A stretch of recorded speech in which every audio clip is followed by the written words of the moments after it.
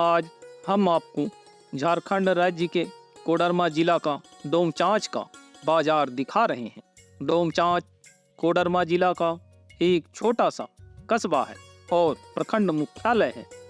डोमचांच जमुआ कोडरमा मुख्य मार्ग पर बसा हुआ है। अभी हम डोमचांच से कोडरमा की ओर जा रहे हैं। डोमचांच का बाजार लगभग 1.5 किलोमीटर क्षेत्र में मुख्य मार्ग के किनारे बसा है। डोमचांच 1990 के दशक तक अबरक यानी माइका की खदानों की वजह से प्रसिद्ध था।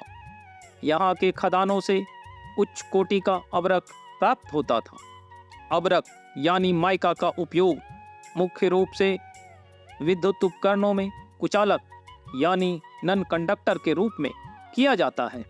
अब अबरक के स्थान पर अन्य कुचालकों का उपयोग किया जाता है। अबरक की खदानों की वजह से पूर्व में डोमचांच के लोग समृद्ध थे, क्योंकि यहाँ के लोगों को स्थानीय स्तर पर रोजगार मिल जाता था। अबरक की खदानों की वजह से खदानों के मालिक, खनिकों, श्रमिकों, वाहन मालिकों, ड्राइवरों इत्यादि को प्रत्यक्ष रूप से रोजगार प्राप्त होता था, जबकि वाहनों के मैकेनिकों, होटलों, स्थानीय दुकानदारों इत्यादि को अप्रत्यक्ष रूप से रोजगार मिलता था। यहाँ की अबरक का निर्यात विदेशों में भी किया जाता था। उस वक्त विदेशी व्यापारी झुमरी तिलैया या गिरिडीह आने के बाद डोमचांच भी आते थे, ताकि यहाँ के स्थानीय अबरक व्यवसायियों से अबरक की सीधी खरीद कर सकें। विदेशी व्यापारियों के डोमचांच आने से डोमचांच की समृद्धि का पता चलता है। उस वक्त विदेशी व्यापारियों के डोमचांच में ठहरने की व्यवस्था स्थानीय व्यवसायी मिलकर करते थे, क्योंकि यहाँ पर कोई होटल नहीं था।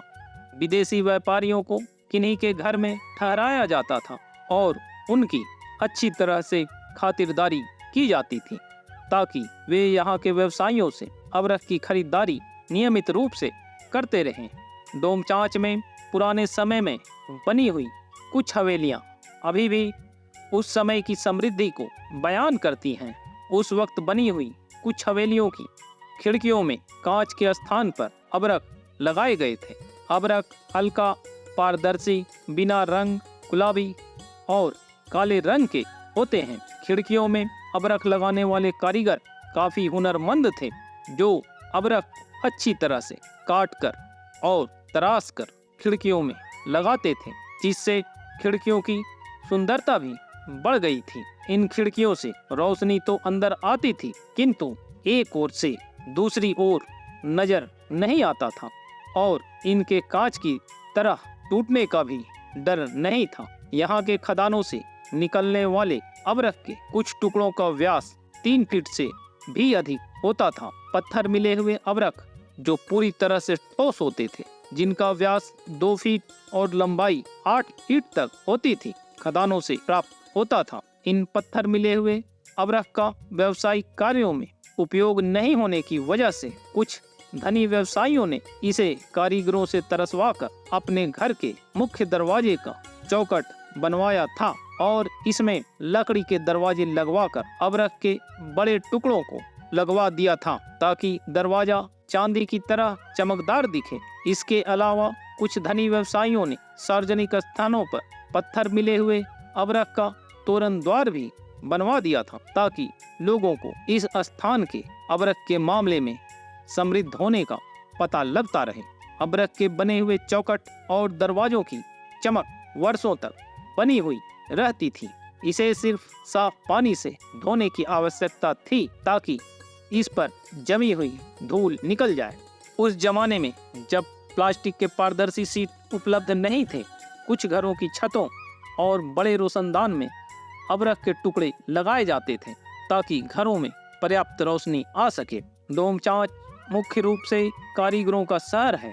यहाँ के लगभग आधे से अधिक दुकानों में मरम्मत का काम किया जाता है। इनमें भारी वाहनों का मरम्मत, जिनमें मुख्य रूप से जेसीबी और ट्रक शामिल हैं। साथ ही यहाँ ट्रैक्टरों की भी मरम्मत की जाती है।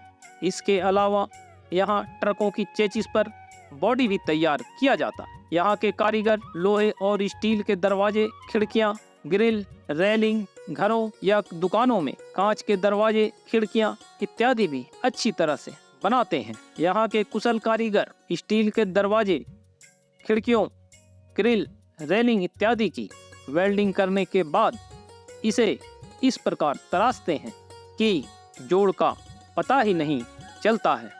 कारीगरों के दुकानों के आगे सजे हुए नमूनों को देखकर इनके हुनर का अंदाजा लगाया जा सकता है। यहाँ के हुनरमंद कारीगरों की ख्याति आसपास के जिलों में भी है। डोमचांच से कोडरमा जाते समय सड़क के किनारे काफी अधिक संख्या में पेड़ दिखते हैं। वर्तमान में कई पेड़ सूखते जा रहे हैं। सूखने वाले सभी पेड़ दशकों पुराने हैं। सरकार द्वारा सड़क के किनारे पौधारोपण करवाया गया है, किंतु गर्मी के मौसम में पानी के अभाव में ज्यादातर पौधे सूख गए हैं। अगर आपको हमारा यह वीडियो पसंद आता है तो लाइक का बटन दबाना और चैनल को सब्सक्राइब करना मत भूलिए।